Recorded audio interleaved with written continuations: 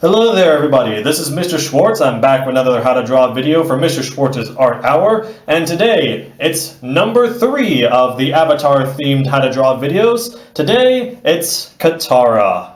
Meet me on the other side of this scene transition and let's get ourselves started. Alright, ladies and gentlemen, we shall begin as we always do in these sort of things with a circle. Nothing too spectacular about it, just a nice plain old circle will do you just fine.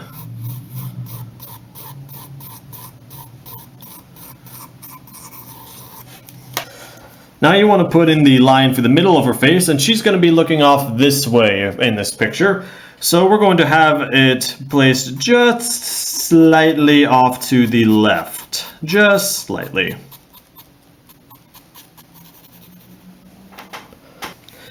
And now with the middle line, we want to also place the line for the eye level of her face. And so we're going to put it probably about right here, a little ways into the circle.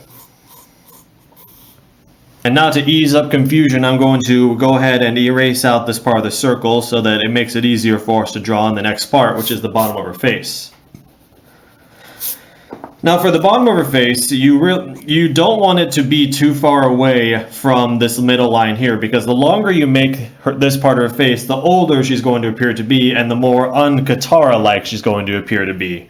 So you probably don't want her face to be much further down than probably right here is where we want the bottom of the chin to be for her face.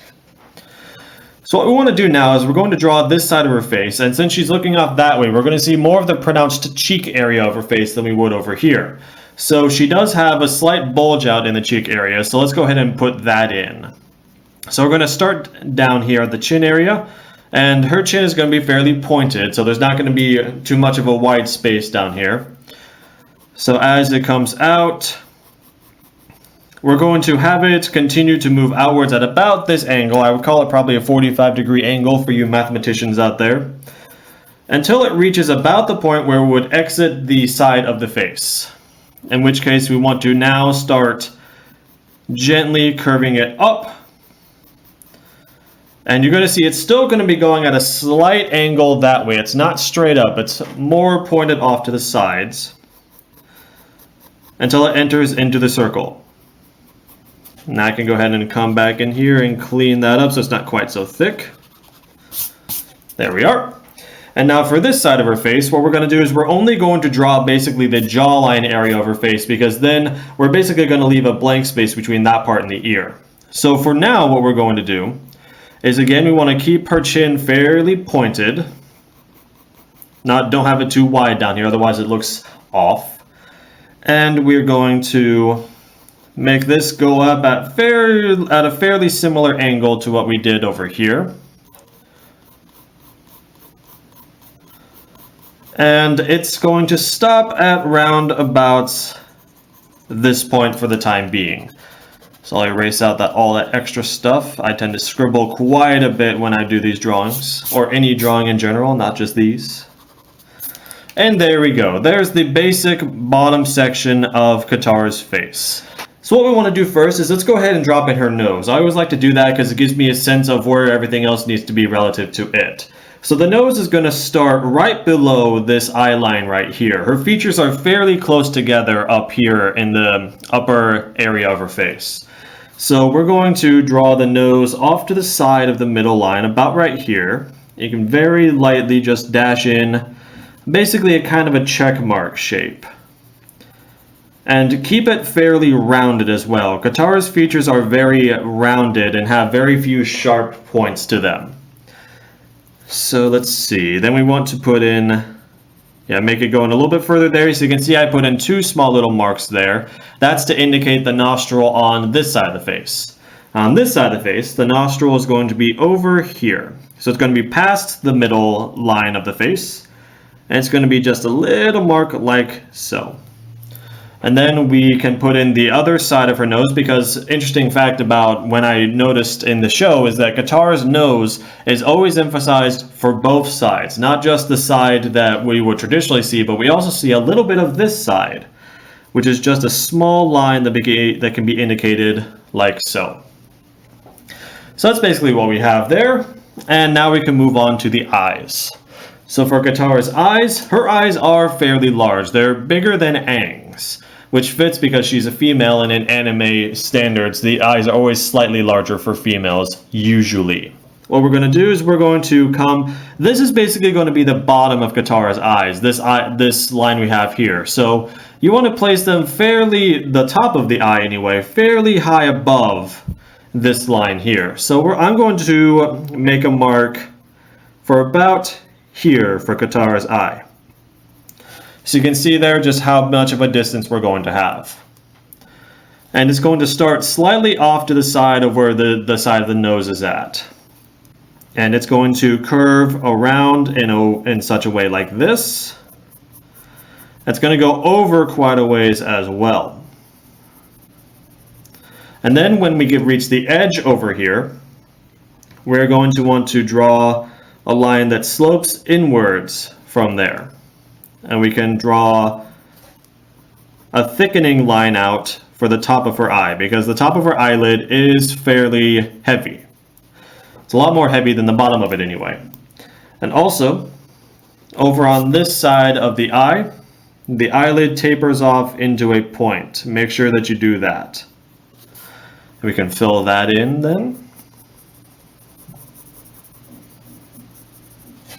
Okay, and then for the bottom of the eye, it's a lot simpler. All you gotta do is come down here, and we're going to draw a heavier part of the line about right here. So it should be inside the perimeters of the eye like this. So if you were to draw, say, a line like this and this is basically the shape that you should have for Katara's eye. And I'll leave that in right now if that helps you figure out where you should place the features. I'll do the same thing over here. I'm going to draw this line again over here. The only difference is that over here, since there is a little bit less space than there was over on this side, we have to be a little bit more careful and more particular about how we draw the eye. So on this eye, what you want to do is you're going to draw mostly the same kind of shape, but it's going to just be a little bit shorter and a little bit more extreme. So you can see here that it doesn't have as gentle of a slope as this one does, nor does it go down quite as far. You can see that when I put in the line here, that actually what you want to do instead is, instead of putting it at an angle like we did here, we're going to keep this one more straight up and down than the previous one was. That's because due to the angle of her face as it moves across to the side. And we can thicken that up then, just like we did over on the other side. And then what we can do is put in the bottom of the eye, so that once again, if we were to draw those two imaginary little lines, that's basically the shape that you should have for right now. So what you want to do is you want to come up here, and her pupils are going to be fairly large, because in the show her design had a lot larger pupils to them.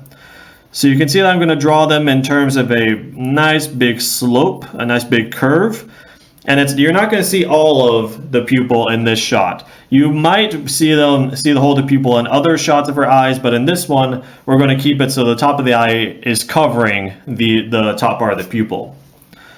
And we want to do the same thing over here. And you want to place this one a little bit further off to the side than you did with the one on the right, to try and make sure that as much as possible, Katara is looking in the same direction.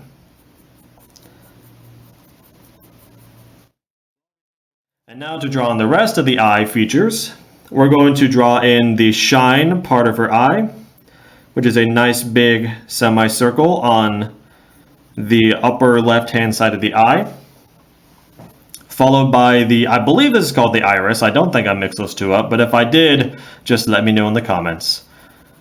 And the iris, which is basically just another circle that's partially covered up by the shine, and it should be more or less in the middle of the eye on both sides. So actually, you can see now that while just having this area made it look like she was looking up, the placement of the pupil and the shine make it look more like she's looking off to the side rather than up. Okay, so we can darken those two things up there, and I can then lightly shade in this area around the iris. And there we have Katara's eyes. And I think that looks very much like Katara. And if you don't think yours is looking like Katara right now, don't worry. The other features we put in particular her hair, will really help cement what the character looks like. So what we want to do for the mouth is come to about a little ways above, halfway between the nose and the chin area. So about right here. So you can see that a little bit. And we're going to draw the mouth so that, excuse me, so that it doesn't curve up a lot, but it has a slight curve to it upwards near the end. And it's going to end at about halfway across the eye here. And over on this side, it's not going to go nearly as far. It's going to go about to the edge of the nose and stop. So about here. And then what we want to do is, for this part of the mouth, we're going to actually curve it in just a little bit before it comes down to about here is where we want it, having about this much space between the mouth and the chin. We'll then draw a fairly flat shape a long ways across before we get to about here, and then we'll draw another angled line to about here to finish the shape off like so. We're going to draw basically a rectangle that has an angled line down this way as it moves across the entirety of the mouth, and it's going to disappear off that side. And then for the tongue, we can draw one loop and another loop that slightly intersects it and then moves off to the side. And then to finish everything off, a simple line a fair distance away from the mouth will form Katara's lip. So there we have it, her mouth, her teeth, her tongue, and her lip. Okay everybody, so you can see I went ahead and erased out all of the excess lines that we don't need, except for the top of the middle line right here. We do need to keep that for a little while yet. So what we're going to do for the eyebrows is she has a pretty high forehead, so we're going to place the eyebrows at about this distance away from her eyes down here. We're not going to keep that line, obviously, she doesn't have a unibrow, but that gives you a relative idea of where the placement of the eyebrow should be on the head. So we're going to make her have a fairly content and happy expression. So what we're going to do is we're going to start with the bottom line of the eyebrow, and we're going to make it curve up and have a slight curve over until it reaches about where the edge of the eye is, and that's where it's going to stop. And then for the rest of the eyebrow, we can just come up here. And she has fairly thick eyebrows, but don't make them super bushy thick, like Rock Lee thick. If you know what I'm talking about, then points to you. So they have a slight little bump here, and then it's going to move over to the edge, and it's going to end in a fair point at the edge of the eyebrow. We can do the same over on this one. It's going to start and end with the eye, basically.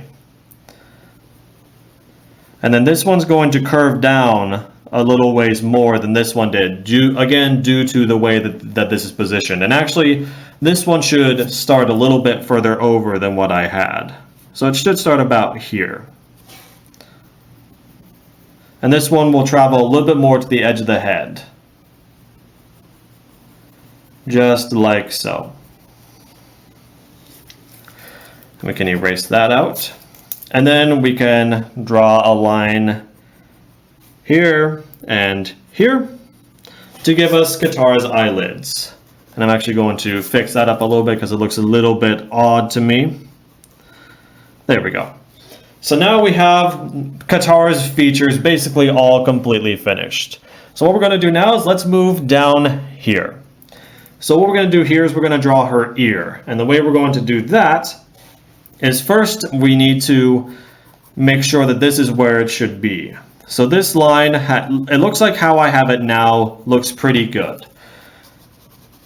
So what we're going to do is let's go ahead and just drop in the ear. And the way we do that is by drawing this side of her hairline, which will then lead right into the ear. So what we're going to do is we're going to come to about, probably this distance away from the eye, about here. Yes, right about here. So it should be a little ways further across the paper than the edge of your chin line is. Like so. And we're going to draw her hairline by drawing a line that curves slightly upwards this way before it comes back out so that it's above her eye line. And I demonstrated how to do everything else up past this point, but then I realized my pencil was out of shot. So let's put my paper in shot and let's do it again. So you're going to draw the line until it goes to the edge about here. So there's still some distance between the eyebrow and this part of the hairline. This part is then going to move up fairly straight up till it goes past the eyebrows, and then it's going to get intersected by the actual hairline, which is going to go at a pretty decent little curve across the top of her head, not the top of the head, the top of her forehead, until it reaches over here. And over here, it should look something like this. And we're going to be taking care of this whole thing later on, so don't worry about how awkward this part looks in comparison to that guiding circle you drew before. Don't worry about that. So now we have that taken care of.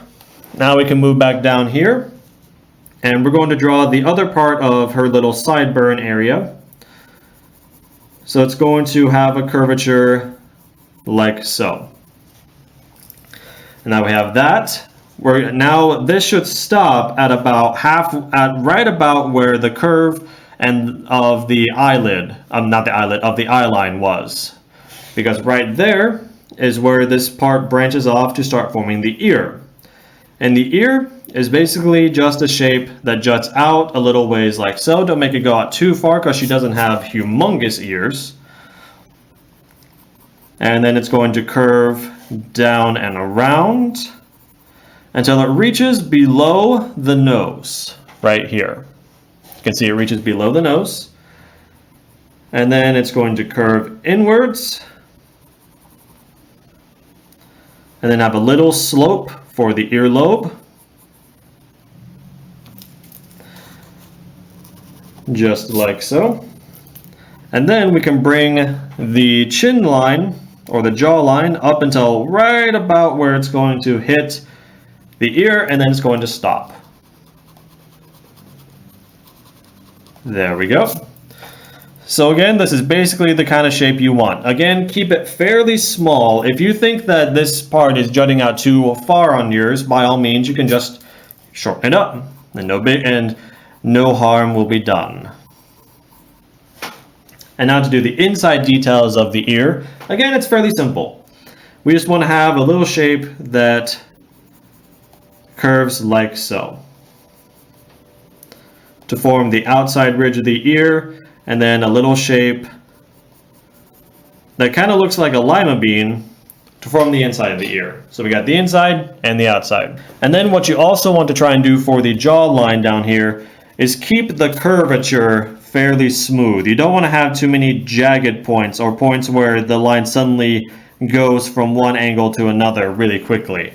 That's something that's more reserved for more defined and chiseled jaw lines that you would traditionally see on more macho male characters, and it wouldn't work so well on a young character like Katara.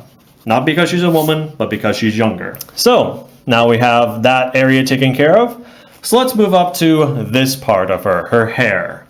So we have this area, this hairline over on this side done. So to get the hair over on this side, what we want to do is we're going to actually take this part of her over here, and we're going to push it in a little bit more on the head, like so. So her forehead doesn't jut out so far over to that side and make it look like she has a caveman brow line, which she really shouldn't.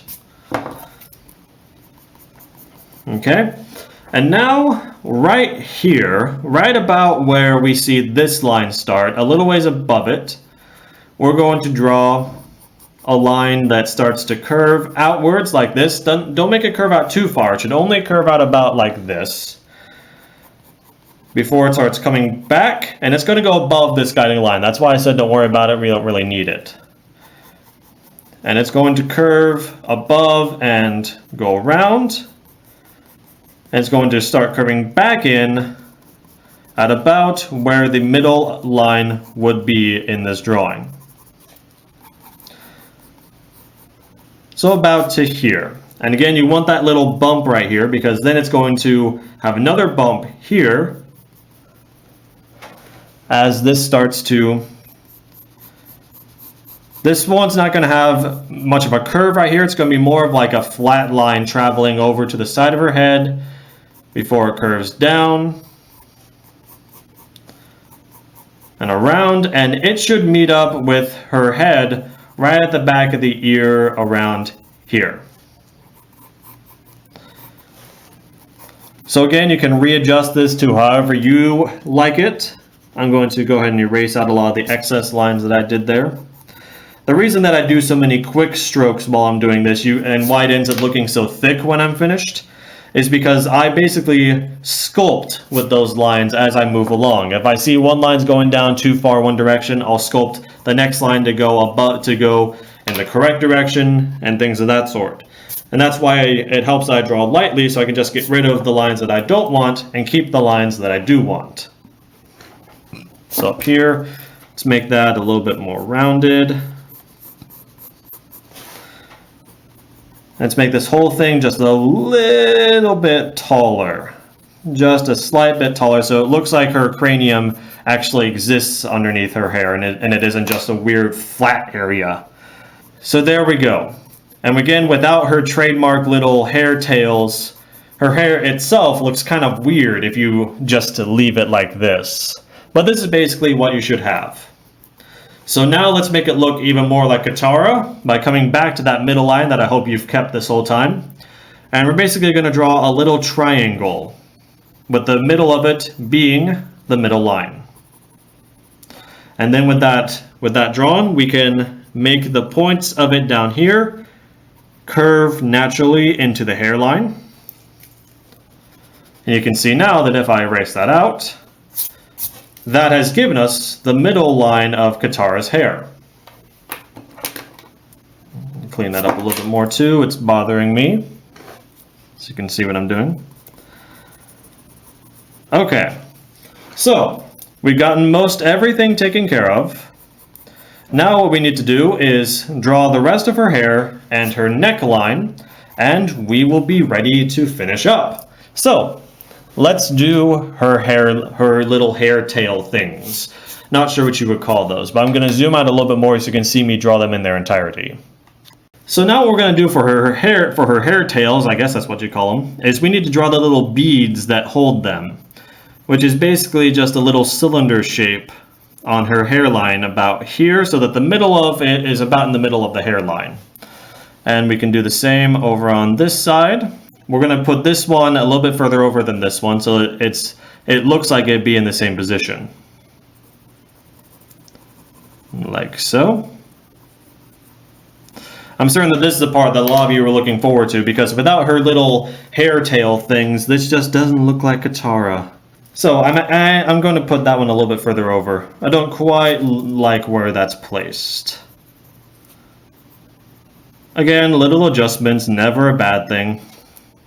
Final product, no one's going to be able to tell unless you pushed so hard that you couldn't fully erase everything. So now we're going to start with this one over here, and basically it's going to travel in an arc down past her chin line, and it's going to disappear right up into this area here.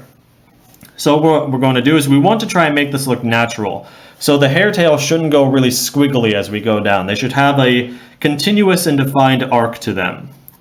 So we're going to draw this slightly curving that way as we go down. Again, draw very lightly at first in case you need to erase. So you can see this is going to go in front of her eye a little bit. And as it gets past her chin line, it's going to start curving in a pretty wide curve until it reaches about here, about that space right there. And you'll see why I'm stopping there a little bit later on. Now the simple part with this one is we just need to make it match the curve here. So what you're going to notice while I do this is that as I get further down on this hair tail, I'm going to have it get a little bit skinnier right here just by drawing the lines closer together. And then as I move down, I'm going to start drawing the lines further away from each other. That gives the appearance that there's actual physical space in this drawing, so that as the tails move closer to us, they get wider, move further away, they get smaller. So you can see as I curve this around back here, the hair tails are going to get closer together until it reaches here. And once you've determined that those are in fact where you want the lines to be, then you can come back in and draw them a little bit heavier. And I'll do that now so you can see it. And again, only do this when you're totally and completely confident that that's where you want them to be. Don't draw this heavy first, otherwise, especially around the eyes, it gets very tricky to erase that stuff. I'll redraw that down here, like so. Okay, and now, sometimes in anime, you will get occasions where you will be able to see the character's features through their hair. That's not the case with Avatar. If the hair passes in front of something on the face, then you gotta erase that part. So we're gonna do that for this part of the eye and the chin. So you see what I did there. And now, let's go ahead and draw on the other one.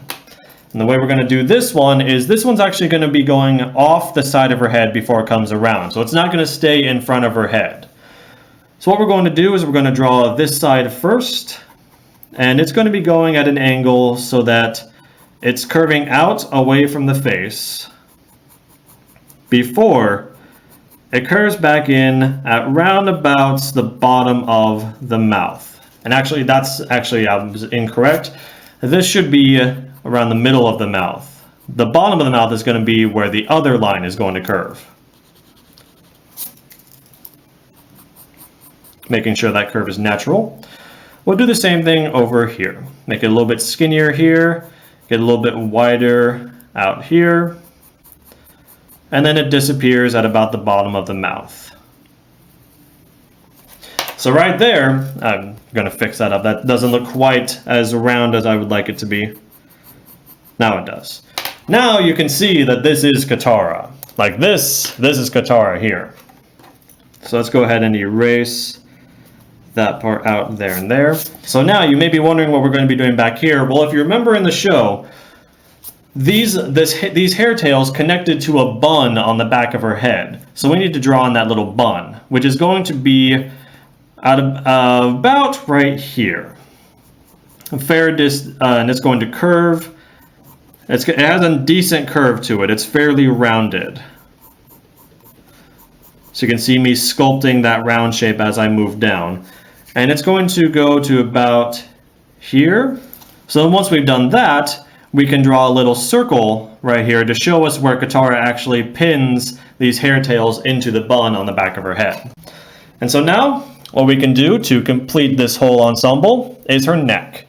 And her neck is going to start right back here on her ear, a slight ways back from the earlobe section here. It's going to curve down a little ways here before it starts going straight down until it reaches about here. And then the middle of her neck, this side of her neck is going to be right on where the middle of her chin is. Like so. And then from there, we can draw a little curving shape. And it has to curve around her neck, so it looks like her neck is actually three-dimensional and not just completely flat. And then it's going to have a little